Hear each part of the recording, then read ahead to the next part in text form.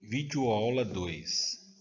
Nesta videoaula, nós vamos resolver o primeiro exercício, agora comparando um outro método de cálculo que a NBR 618 permite, que é o método do pilar padrão para a rigidez K aproximada.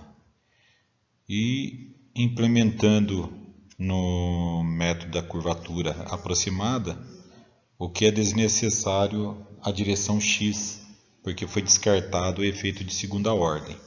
Mas nós vamos fazer agora a direção x apenas para ilustração.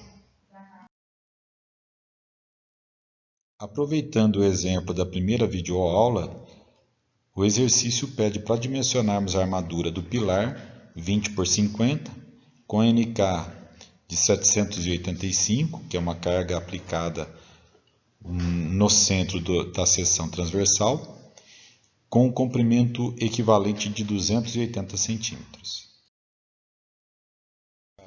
Alguns dados fornecidos pelo enunciado do exercício. Vamos para a solução. Embora a armadura longitudinal resultará do cálculo segundo a direção de menor rigidez do pilar, na direção y, a título de exemplo, agora será demonstrado também o cálculo segundo a direção x. Esforços solicitantes. A força normal de cálculo vai ser dado pelo ND, que multiplicado pelos coeficientes de ponderação, obtemos 1.100 kN. A segunda etapa, o índice de esbeltez. Analisamos o índice de esbeltez calculado para as direções x e y conforme os seus eixos. A fim de padronizar e simplificar a notação, aqui considera-se a direção e não o eixo do pilar, o que pode ser diferente às considerações em outras disciplinas. Então obtemos lambda(x) na direção x 19,4 e lambda(y) na direção y 48,4. Momento fletor mínimo. O momento fletor mínimo vai ser dado pela multiplicação do ND pela a excentricidade mínima de 1,5 mais 0,03 de H. H nós entramos em centímetros. E aí obtemos o momento fletor mínimo de 3.300 kN vezes centímetros e a sua excentricidade de 3 centímetros neste exercício. Vamos agora para a solução do momento mínimo na direção y. Seguindo o mesmo raciocínio, nós vamos ter que 1.100, o ND, multiplicado por 1,5 mais 0,03 vezes o HY, que é 20 na direção y, produzindo um momento mínimo de 2.310 kN vezes centímetros. Este momento é gerado por uma excentricidade mínima nessa direção de 2,1 centímetros, que é resultado da divisão entre o momento mínimo e a força normal aplicada. A esbeltez limite nós precisamos determinar para sabermos se realmente se trata de um pilar curto. Para isso, nós utilizamos o limite esbeltez dado pela NBR, que é o lambda1, que vai ser o fator de comparação, que ele é dado por 25 mais 2,5, multiplicado pela excentricidade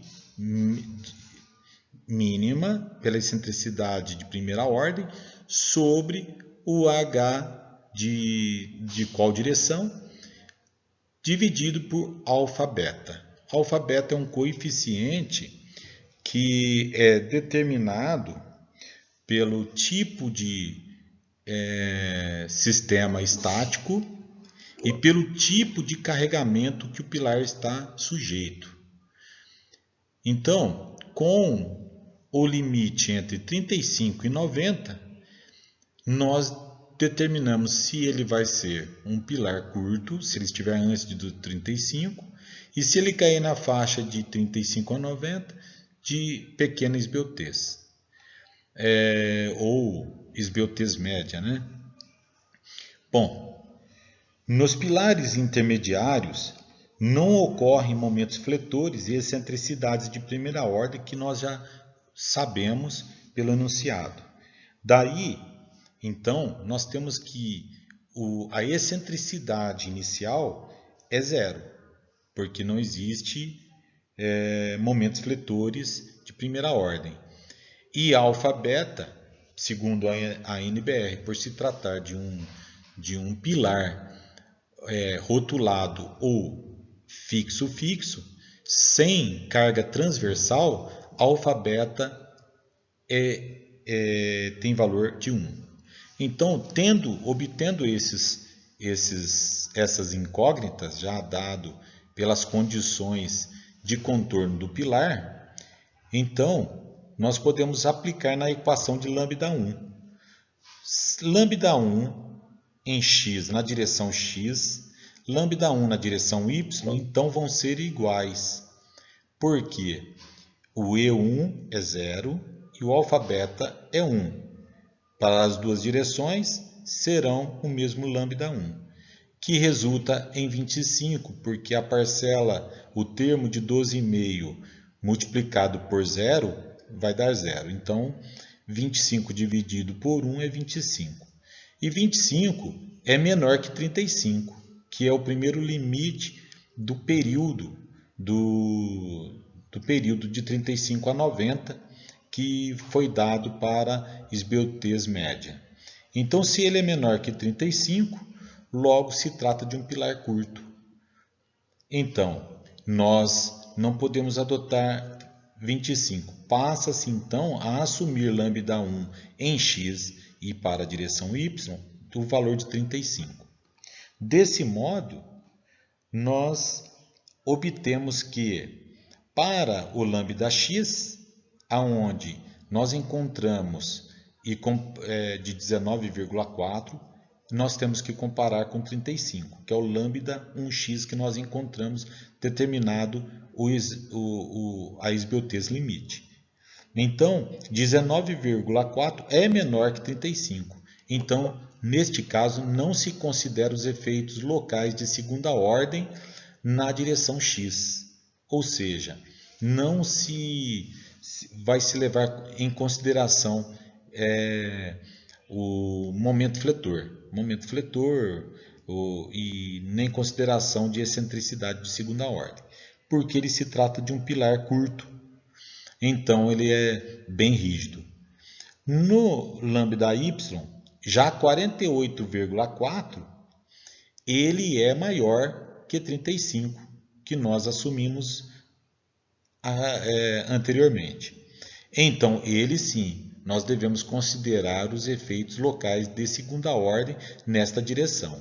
E, para isso, em pilares retangulares correntes, geralmente há necessidade de considerar a excentricidade de segunda ordem na direção da largura do pilar. Então, próximo passo já é nós determinarmos o momento fletor de segunda ordem, provocado por esta excentricidade de flambagem.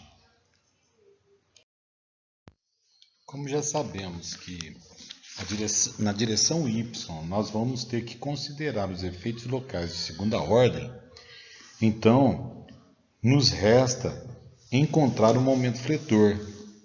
E o momento fletor de segunda ordem pode ser avaliado por dois métodos de cálculo. O método do pilar padrão com curvatura aproximada ou o pilar padrão com rigidez K aproximada. A NBR permite os dois. Então, nesse exercício, nós vamos adotar o método do pilar padrão com curvatura aproximada.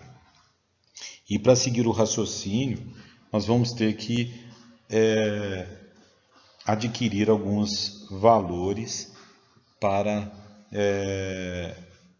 o atendimento do procedimento.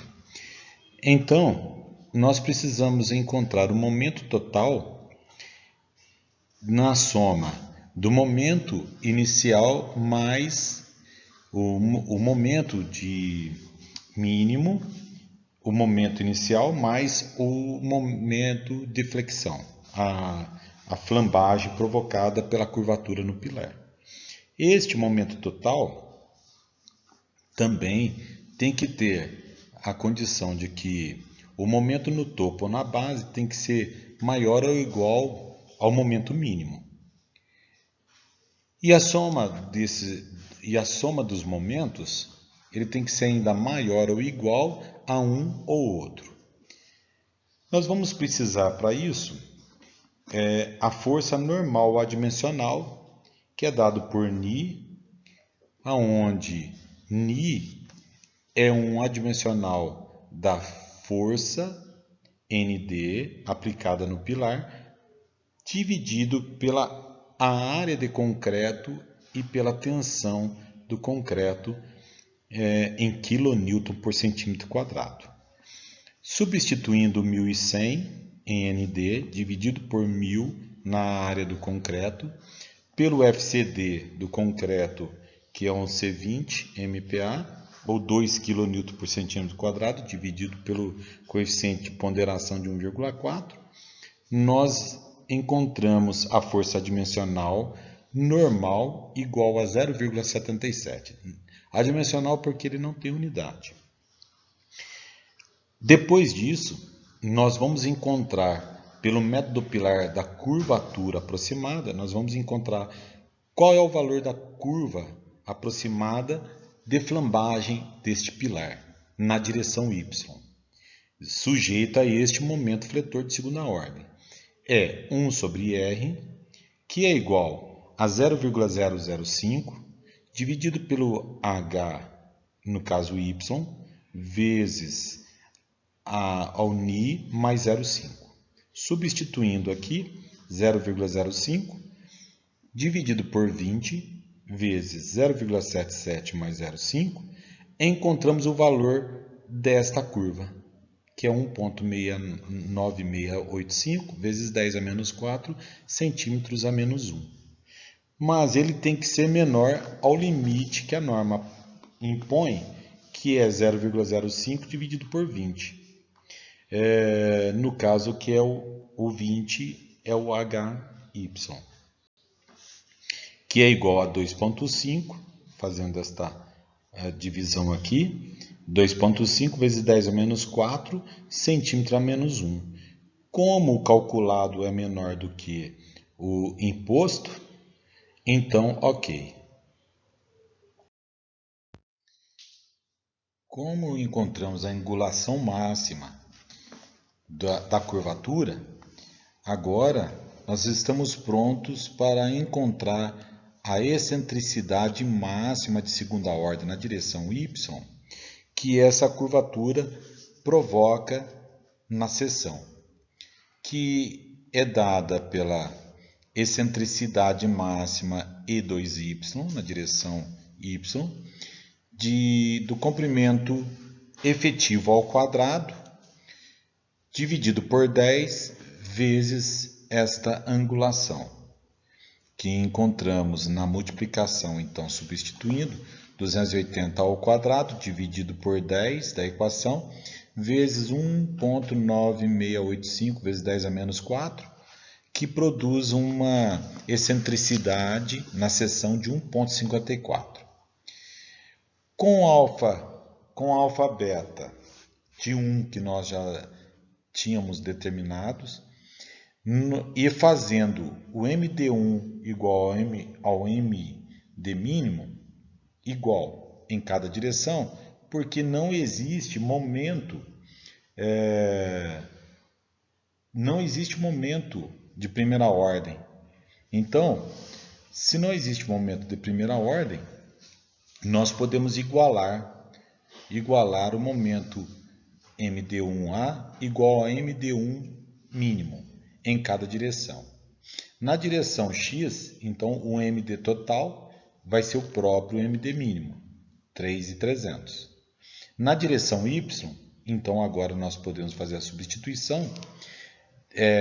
O MD total vai ser 1 de alfa-beta vezes o momento calculado mínimo lá em Y de 2.310 mais 1.100, que é o ND, vezes a operação da excentricidade de segunda ordem, que vai me dar, operando este produto aqui, operando toda esta equação, nós encontramos que o momento fletor total devido ao deslocamento de segunda ordem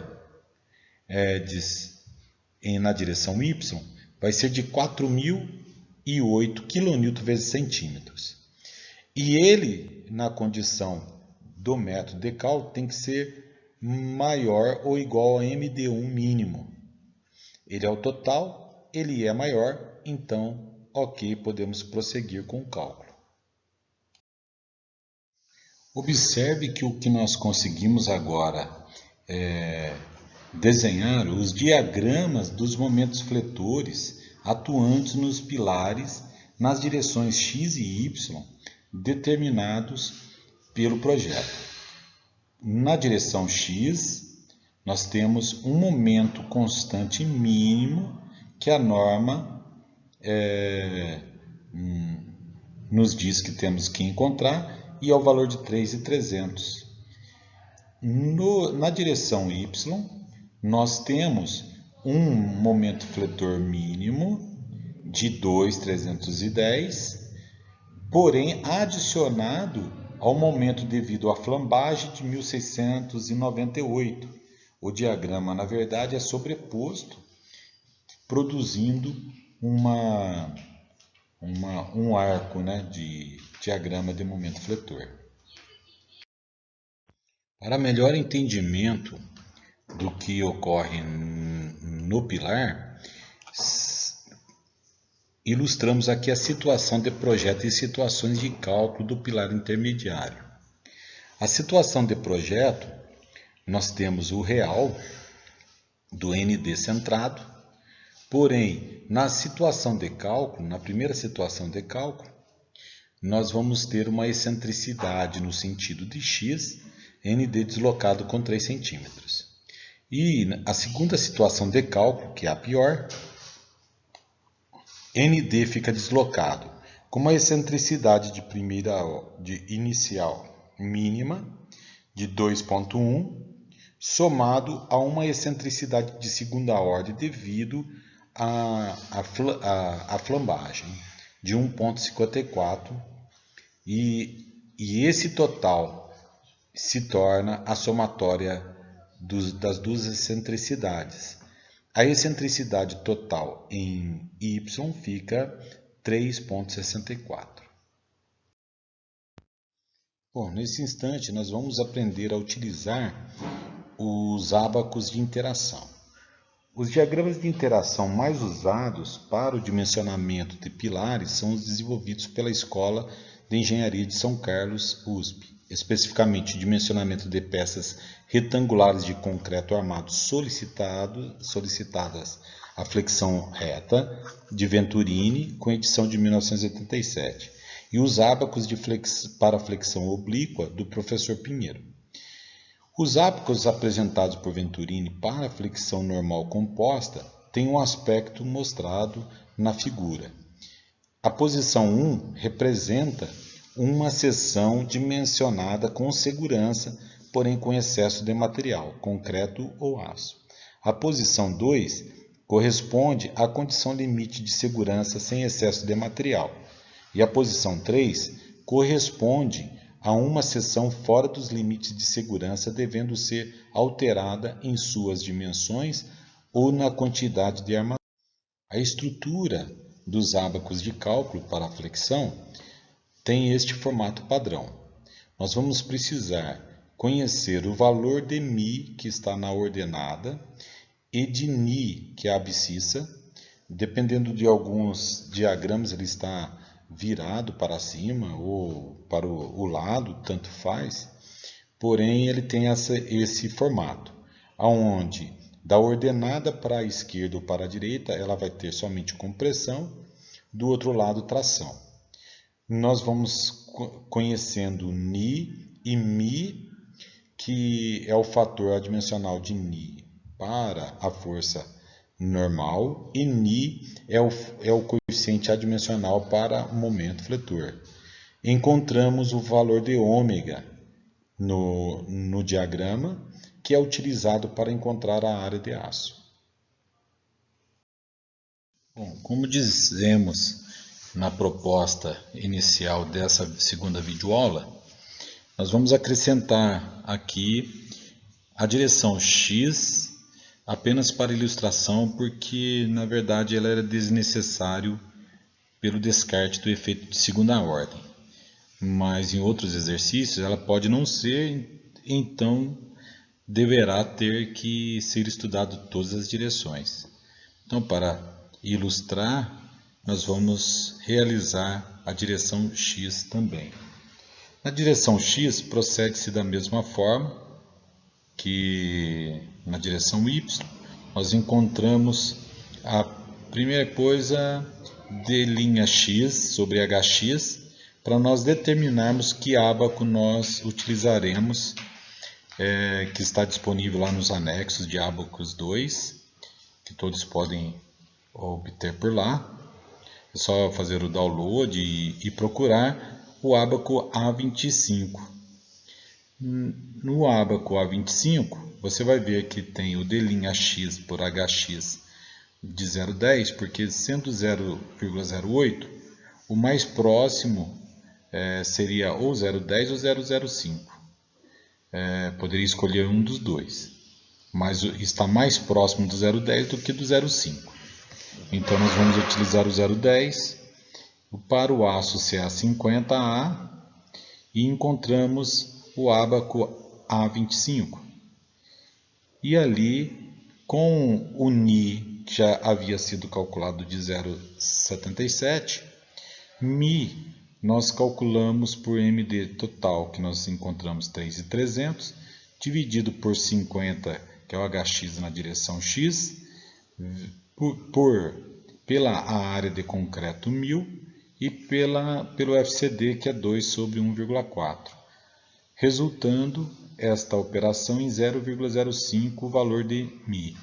Com Mi de 0,05 e 0,77, no ábaco A25, obtemos um ômega de 0,05. No próximo slide, nós ilustramos como obteve 0,05. Isto é subjetivo, porque você pode encontrar o 0,77 para Ni num ponto e 0,05 para outra pessoa em outro ponto. Então, nós sabemos que o AS em X vai ser menor que o AS de Y. Por isso, confirma-se que não haveria necessidade, até pelo valor de ômega, a necessidade de ter sido realizado o cálculo na direção X. Observe que o ábaco A25 tem a armadura posicionada na direção paralelo à excentricidade no desenho esquemático no canto superior esquerdo da força normal ND. Portanto, na direção horizontal paralela, a excentricidade e um x mínimo da primeira situação de cálculo coincide com o lado maior do pilar. Outros ábacos diferentes do A25 podem ser utilizados. No entanto, este ábaco é interessante porque não fixa o número de barras a serem dispostas na seção transversal. Fixa apenas as faces do pilar que devem alojar as barras. Neste caso, o ábaco A25 proporciona que as barras sejam distribuídas no lado maior do pilar.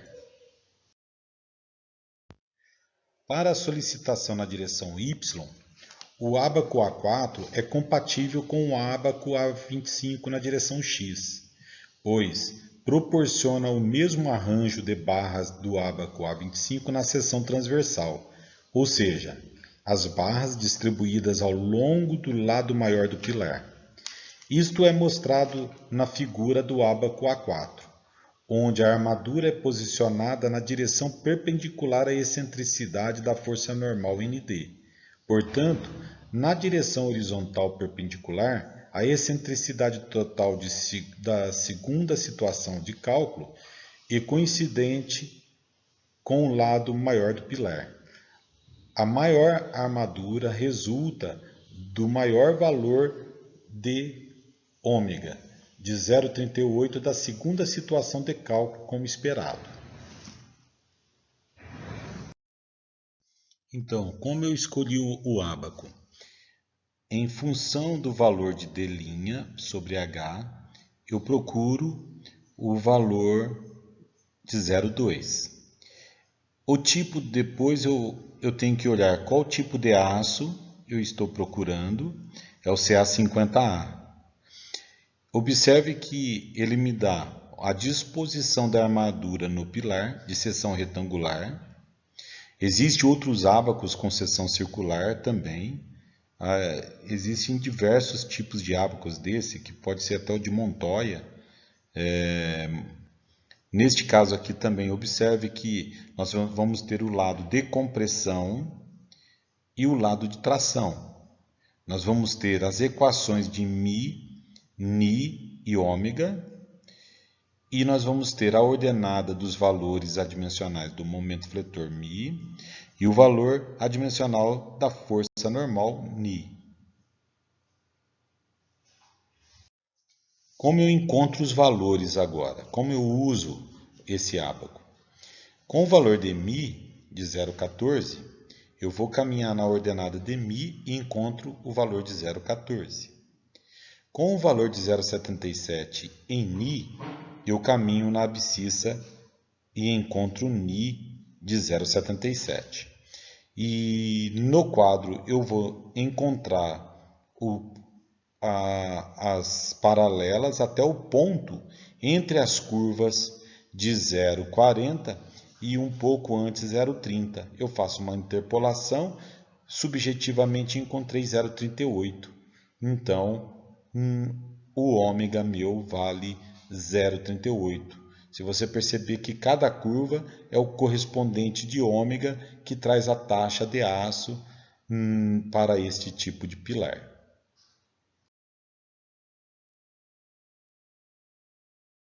Como vimos o método do pilar padrão com curvatura aproximada, onde nós encontramos a curvatura para que depois encontrássemos o momento. Nós vamos comparar agora aplicando o método do pilar padrão com rigidez K aproximada. É onde nós encontramos diretamente o momento total que proporciona essa rigidez.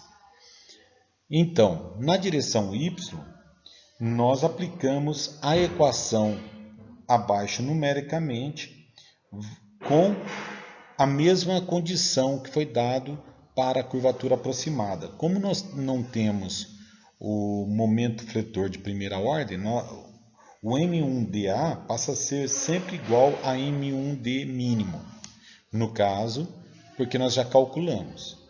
Então, nós só devemos substituir na equação os valores que nós temos para a direção Y, H, ND, o lambda e o M1D, que passa a ser o M mínimo, o M1D mínimo, e vai nos resultar nessa substituição uma equação do segundo grau de 19.200, MD total ao quadrado, menos este valor de MD, menos 1,95 vezes 10 a 11, igual a zero.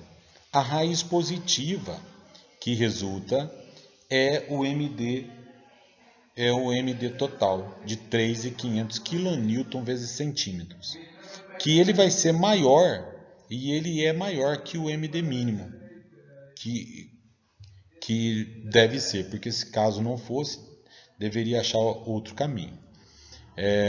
Teria que ser refeito o cálculo.